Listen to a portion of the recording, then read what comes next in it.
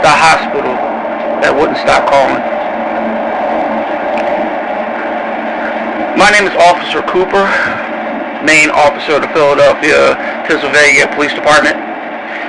And this is my partner Eddie. And we have a story to tell you about what happened to us a few years ago when we actually went to an abandoned hospital. We had to clear out the hospital because we got a lot of phone calls that this hospital was making phone calls. But the dispatcher will always say that the phone calls will be around, at least around midnight into 3 o'clock in the morning. So we were sitting at Dunkin' Donuts. We hit the call. I'm up there stuffing my face with all different types of donuts and coffee. My homie Eddie's trying to lose weight, so he really didn't actually eat any donuts. He just had a nice cup of coffee. So we're sitting there talking, reminiscing. And I was also doing my report, cracking jokes. And then I get the call from the dispatcher telling me that we have to go to this hospital that's not too far from where we are in West Philadelphia. So I'm up there tired. I just wanted to go home because I was about to go home pretty soon. But knowing when you get calls, you have to finish your call before you go home. So this call I thought would probably be a little bit easy for me. So I told my boy Eddie, listen, let's go and do this, and once we do this, we can get the hell out of here, and I can go home, and I can spend my vacation. You know, I just can't wait, because I was supposed to be going to the Bahamas, and my boy was supposed to be going with me, with his wife, and my wife was supposed to be going with me to the Bahamas, so we're going to the Bahamas. So we talked a little bit more before we started packing up, and then we just got, started. We started driving towards the hospital. We get to the hospital. We have 2 security guards on separate sides, but the first security guard he runs the main front of the building. So we went up to him and talked to him about what was going on and talk about the hospital. So he's like, well, this hospital has been closed down for at least about 30 years. This hospital has seen a lot of shit through its years in time of death and many other things. It used to be also a mental hospital back in the 1940s until they closed it off until they made it into a regular hospital. So he started telling us about what he'd been through. He said one day I was, doing my rounds, and I went up to the 3rd floor, and I've been doing this rounds for 2 years now. Never had a problem till I walked past this one room, and I happened to see somebody standing by the window. Now, I thought it was just a reflection of a mirror or just a shadow of the trees that were coming inside the window, but I forgot there's no trees. So I paused in front of the door, but it felt like something was trying to pull me into the room. So when I was looking into that room, I saw these eyes. They were glowing eyes, and they started to come from behind the door, because it's the front door where I was standing at. There's a bathroom door a little bit further down. There's the window. He came, whatever it was, she came from behind that door, came right towards me, and I snapped out of it and I just ran. I ran. I ran so fast that I was outside at least in a few seconds in my mind. I couldn't breathe. So I called my supervisor, told him what I saw. I knew he didn't believe me, so I just left it at that. A few days later, the same room I passed, there was nothing there. And I checked the room, make sure there was no homeless person there, no squatter, no nothing. So nothing was in there. And I was looking for wherever it was a shadow. I was trying to make it look, I was trying to figure out what was going on in that room. So when I got to the hallway, I saw the same exact thing coming down the hallway towards me. It's a long-ass hallway. It was walking real slow, and it was like a smoke-like creature with glowing eyes. And it saw me, and it turned around, and it started walking towards me. So I ran again. I don't know if it chased me, but I was outside the hospital again, got in my booth, called my boss, told my boss, if this happens one more time, I'm going to quit. He didn't want nobody to quit because he couldn't hire anybody at that time.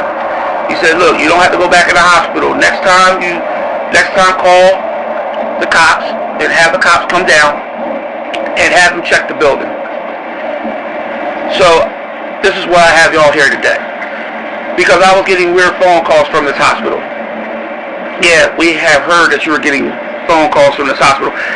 Is there any lines still connected in this hospital? No, there's still lines connected to the hospital, what he said. And I don't know how I was getting the phone calls from my cell phone. Because we have two phones, my cell phone and the main phone to my supervisor. I got the first phone call through my cell phone. And I answered it because I thought it was a chick. But it wasn't a chick. It was silence. But I looked at the number, and I'm like, this number looked familiar. So I looked inside the book. The number matches what was inside my guidebook, the same hospital number. That doesn't exist anymore because the hospital doesn't have any wiring or any type of landline. So I'm thinking like, wow. So I just called my supervisor, written it down. He told me don't worry about it as usual. So I get a phone call again, but this time it's from the phone that's inside my booth. I pick it up, and I heard a little child talking. Like, Mommy, where's my mommy? Mommy, are you there? And I was like panicking, like, is this a real child? Or is just a prank? So what I said was, if you're pranking me, please stop or I will call the cops. But when I was about to hang up the phone, I looked at the caller ID. It was the same exact number from the hospital that doesn't exist. So instead of me calling my supervisor, I just written it down and I just didn't go in the hospital for the rest of the night, and I just called y'all because there's some strange things going on around this time after midnight until 3 o'clock in the morning. So the security guard pointed us to this window and said, you see that window right there? Every single time there's a light glitches in that window right there. And that window right there is where a woman committed suicide. And every time I will look at that window, I will see a woman looking at me and waving to me or telling me to come up. Now I can see the woman's face. She looks very beautiful. She has all white on, and she was up there telling me to come up there. And I was like, hell no. So how do we get to this floor? Well, it's going to be kind of hard because when you go up those steps, it's going to be a lot of barricades because the hospital is decaying and it's falling apart. So you really can't get in there too much of many rooms. But that room right there, I couldn't get into that room because I tried to check that room the next day after I saw that lady. But I couldn't get into that room because it had a big ass barricade.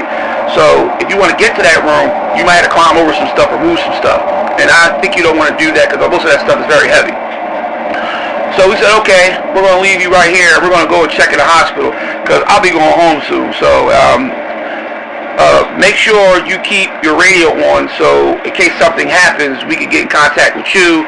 And, you know, okay, so me and my partner, Eddie, walked inside the building. As we got in the building, we got to the first floor. It looked just like creepy, like really, really creepy. Cracks, decays, asbestos. We had to wear masks. We had to make sure that we were dressed properly to go in here because it was so decaying. I'm like, why don't they tear this building down? And my boy Eddie told me, well, this building is a historic building. They're not going to tear this building down. As a matter of fact, they're trying to refurbish this building to make it into a apartment building. I'm like, are you fucking serious? This place is supposed to be haunted. Well, supposed to be. We don't really know if it's haunted. So let's go and check these rooms so we can get the fuck out of here. So we're walking around. We didn't see anything. We didn't hear anything at first.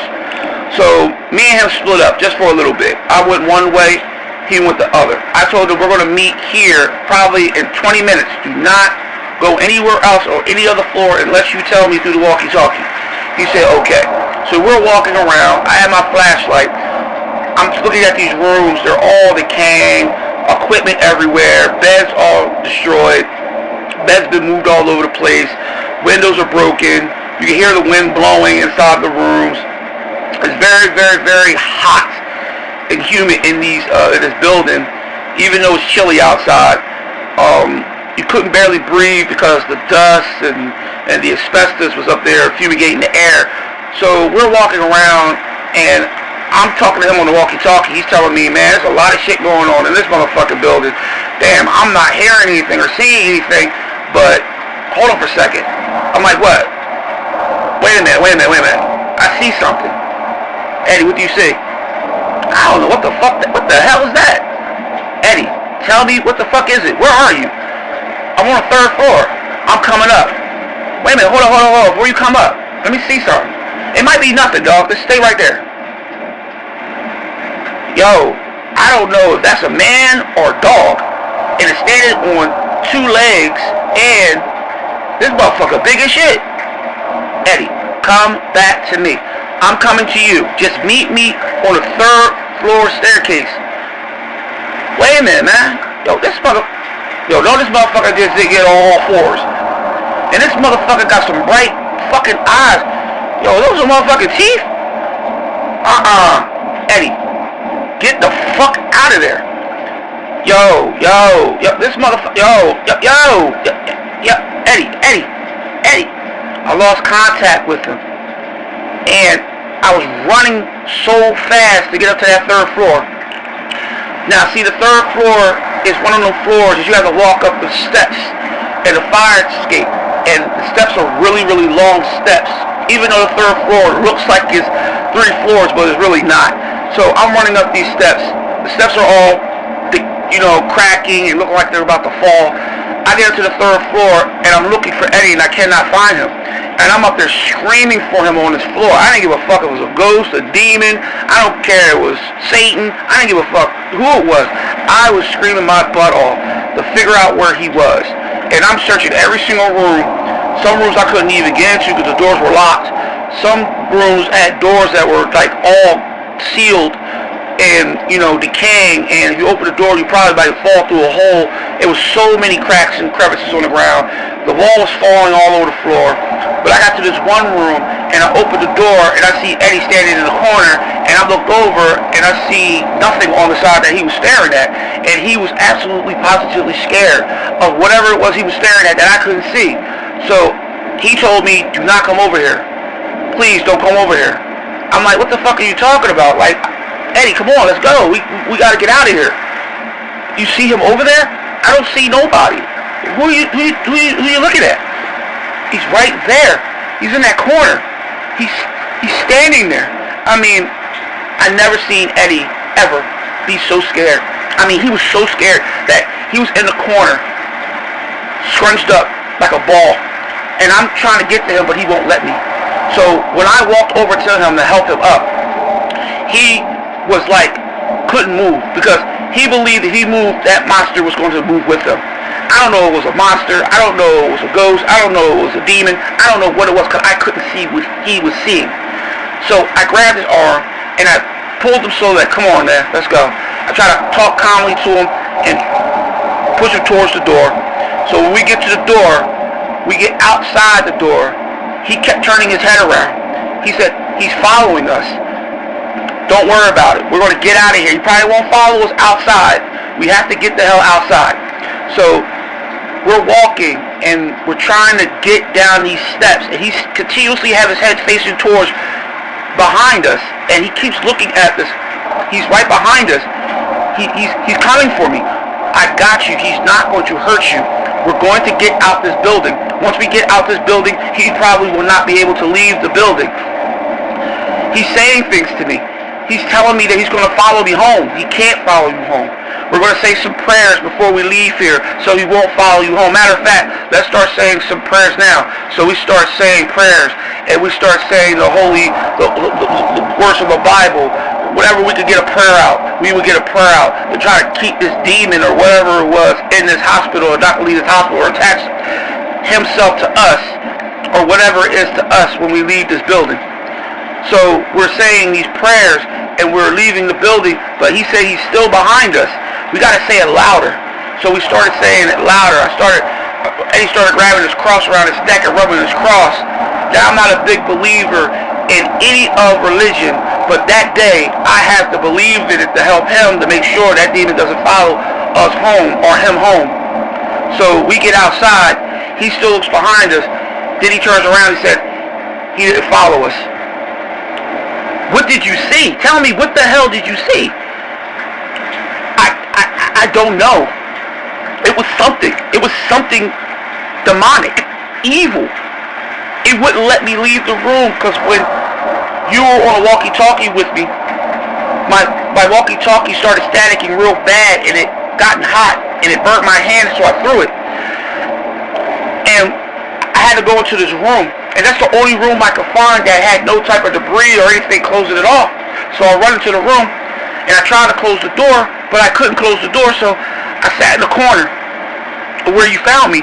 The demon walked in. I actually seen him walk in. He walked in like a human being.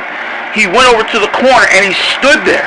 And he stood there and he stared at me for a good whole, I don't know how long, until you came upstairs and got me. He didn't say a thing. He just stared at me. His face was just so scary.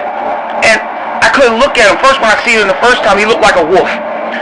Then, he was standing on two of his feet. Then he got down into a dog-like position. And that's when he chased me. But, the other time, I seen him again. He chased me, but he didn't chase me. He walked, and he got me into that room. And you came in, and I did not want to leave because I thought he was going to attack me. But he didn't do that. He just kept on saying things in my head like, I'll never leave. I'll never leave. And I kept hearing it in my head. I'll never leave. I'm always here. I'm always here. That's all he kept on saying. And I said, stop. Stop. And he just kept saying it over and over again. I'm always here. I never leave. Then you came and got me. But he was still talking in my head. I'm going to come with you. You're not leaving here alone. I will be with you in your home. And I'm thinking, he's going to attach himself to me. So as we left the building, I didn't see him no more. But you sure that you're all right, Eddie? Now, I'm going to call it in. Tell that you got sick. We're going to go back to the precinct. And you're going to clock out and you're going to go home. No, man, I'm good. But nobody's going to believe what I've seen. I believe you. But right now, we can't put this out there. We have to write our report. This is going to be kind of hard. Security guard come up. So, have y'all seen anything? Because I was trying to reach y'all too, but y'all walkie-talkies wouldn't work. It kept on hearing the static noise. And I kept on hearing these words coming out of the walkie-talkie. You know, I'm always here. I'm always here. That's what I kept hearing. Oh my goodness. So you heard what I heard. Oh shit. Are you okay? Yeah, I'm okay. I just need some water. You got any water? Yeah, here go a bottle of water. Thank you, man. Sit down for a few minutes, man. Come on, man. I know y'all gotta go, but don't rush yourself because I know you gotta do a report and everything. I know you gotta call back to your sergeant and stuff. I'll be right back. I'm gonna go out here and call the sergeant and make sure he knows what's going on. So I go outside. I talk to the sergeant. Sergeant told me, don't worry about it. We'll get through with this. Tell Eddie to come back and he can get himself together to go home. But it wasn't over for Eddie. As we went home, I said, Eddie, call me when you get in the house. Okay. Now, he's married. He has no kids. But he went home. He said he seen his wife. He got to bed. But when I tried to call him, nobody answered the phone. So I got a little nervous. So I called his phone about 3 or more times. This is about 1 o'clock in the morning. I'm waiting for his wife to answer the phone and curse me out. But she never answered the phone either. So I got in my car, because I'm a single male that, just got married. So I needed to know what was going on because we were going to the Bahamas pretty soon. So I drive over to his house. The lights are all off. Now, me thinking that his lights are off, maybe he's sleeping. So I go ring the doorbell. He has a camera recorded doorbell. Nobody came up and answered the door. So I started knocking on the door. Now I started panicking a little bit, but see, I had an extra spare key to his house. But I didn't know his alarm code, so I didn't want to go into his house, set his alarm, and the police will come, and then they'll ask me why the hell I'm doing in his house in the middle of the night, and I'm a police officer. So I called it in. So my supervisor told me, go in, don't touch anything if you see anything, call back, and we'll bring units out there. I said, okay. So I get in, the alarm never went off. I'm shocked. Did he set his alarm? Because he usually set his alarm like all the freaking time. So I walk in, very, very, very fucking quiet. So I call out his name, Eddie. Rah-rah. It's Armand. I'm doing a welfare check. Are you here? Are you in here? Are you all upstairs sleeping? Say something so I can fucking get the hell out of here. Nobody didn't say anything. So I walked up the steps really, really slow. Pulled out my gun.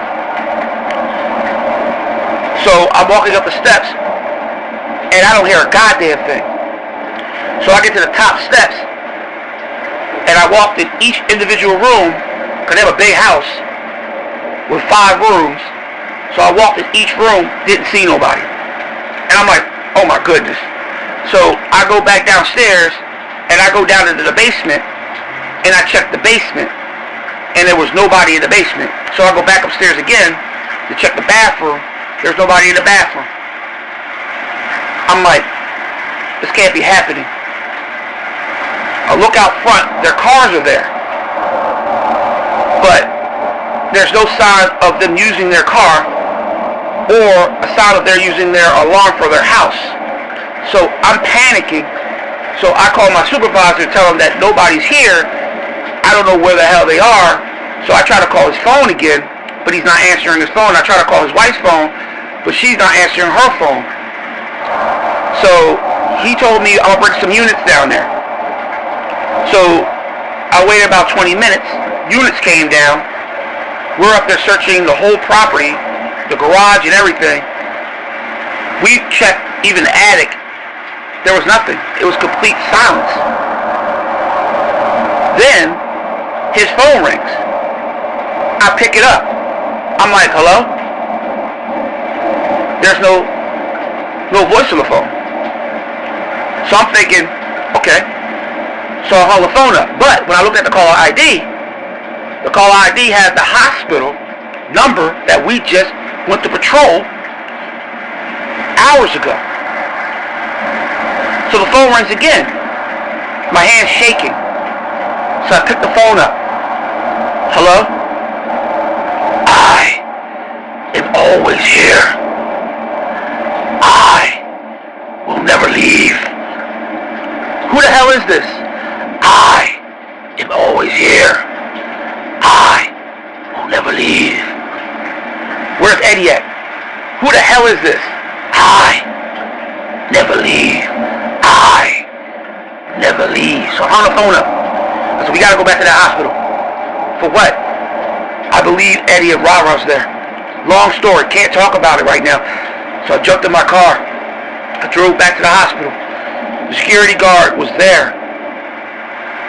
He said, something's really funny on that floor where I saw that woman last time. You gotta figure out a way to get into that part of the building. Because it's really weird that I saw all these lights, but I'm hearing these noises like people are saying help. So I run up these steps to get to the 3rd floor where the room is located, where it has all this stuff propped up against the door. So me being Superman and knowing that I couldn't do a lot of heavy lifting, I went crazy to tear all that stuff down to get into that room to see if Eddie and Ra was in that room. And when I got into that room, I walked in and almost fell down a shaft that was about 5 stories deep. Now, it still had the floor, but the floor was actually decayed and fell apart. So when I walked in to get to one of the parts that is not decaying, I looked over to my left and I see Eddie. And I look over to my right and I see Ra-Ra. Ra-Ra is not moving. Eddie is up there with a knife in his hand, laid back, and he's up there laughing hysterically. I'm like, Eddie, what the hell did you just fucking do?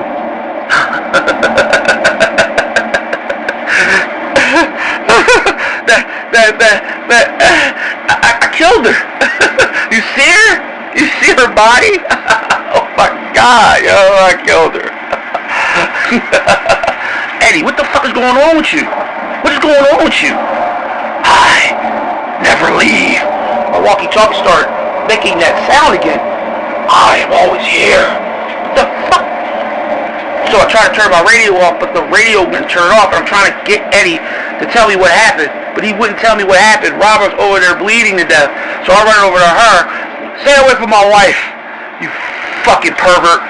What the? I'm your best friend. What the hell are you talking? You just stabbed your wife? Your wife is bleeding. I am always here.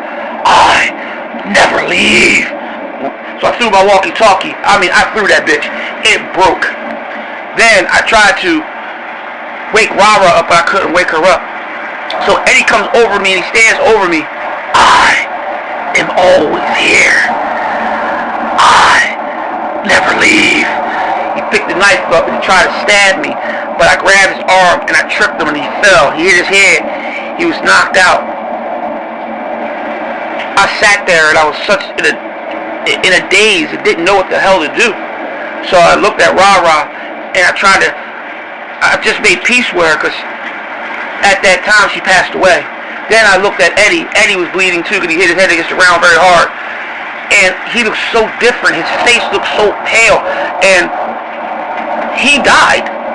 And I'm like, what the fuck is going on? I'm standing in the middle of a hospital on the 3rd floor with two of my friends dead from something that I never seen.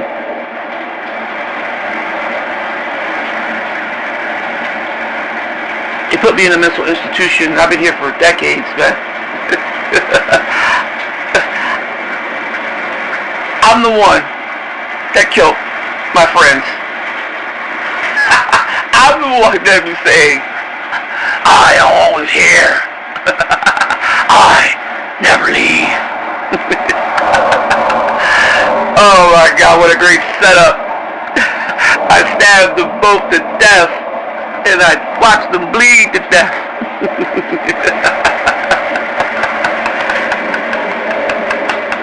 Wow. My God. Oh, this being a police officer for years, and now I'm in this mental institution, and now I'm going crazy, and I killed my two best friends, and the devil's over there watching me and laughing at me and telling me, I will never leave. I will never leave this place. I will never leave this place. I will never leave this place. I will be here with you. You will never leave. And I'm always here with you.